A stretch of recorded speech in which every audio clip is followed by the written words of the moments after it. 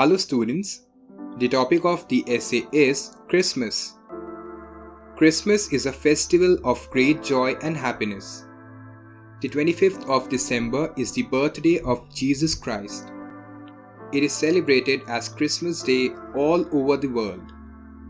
People attend church services at midnight on the 24th. The following week is Christmas week.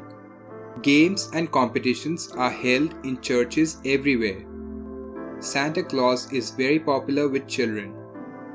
Gifts and presents are distributed. Mouth-watering sweets and cakes are made. In Christian homes, you will see the crib and the Christmas tree. Outside their houses, people hang paper lanterns designed as stars.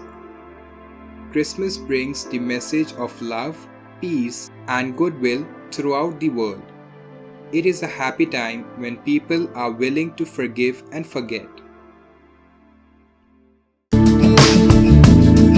Don't forget to subscribe.